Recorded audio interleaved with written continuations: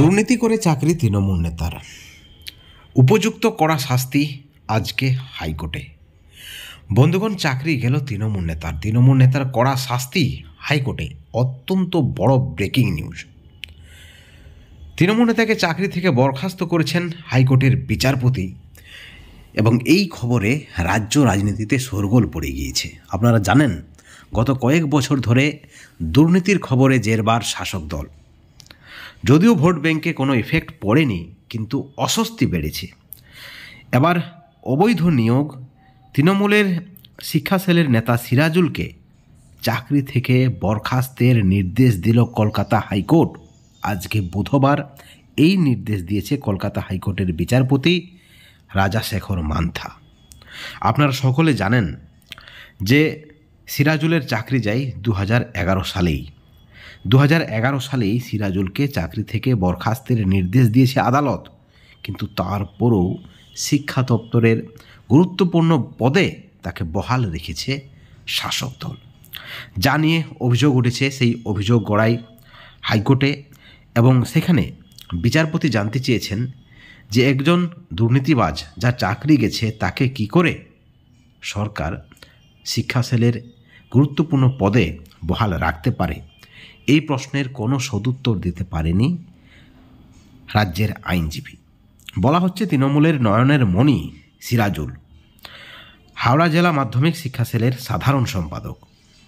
তার বিরুদ্ধে দুর্নীতির অভিযোগ, সেই অভিযোগ প্রমাণিত হয়েছে, এবং তারপরেও চাকরি থেকে বরখাস্ত হওয়ার পরও তিনি চাকরি করে যাচ্ছেন।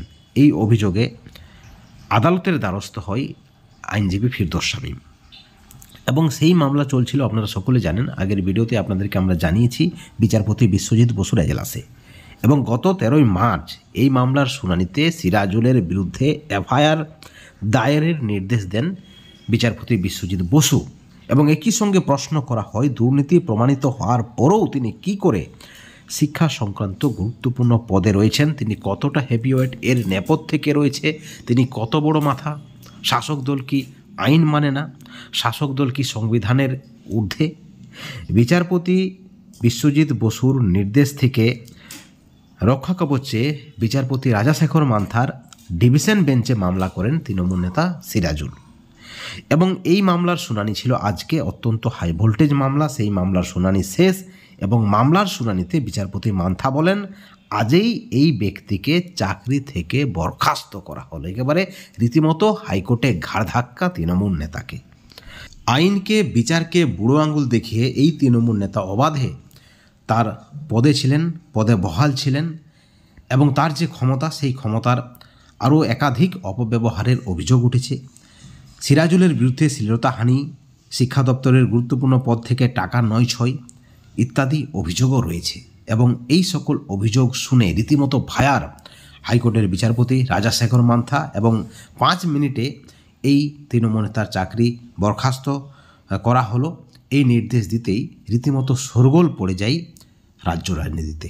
বন্ধুগণ, রাজাশেখর মান্থার এই যে নির্দেশ, আজ থেকেই বরখাস্ত হলো, চাকরি থেকে বরখাস্ত করা হলো এই ব্যক্তিকে, এই তৃণমূল নেতাকে। এই যে নির্দেশ, এই নির্দেশের পরিপ্রেক্ষিতে আপনাদের মতামত কি, আপনাদের প্রতিক্রিয়া কি? অবশ্যই আপনারা আপনাদের মতামত আমাদের চ্যানেলের কমেন্ট সেকশনে কমেন্ট করে জানাবেন। ভিডিও শেষে একটাই কথা বলবো, ভালো থাকবেন, সুস্থ থাকবেন, কিন্তু কোনো ধরনের দুর্নীতি থেকে হাজার ক্রোশ দূরে থাকবেন। Thank you so much.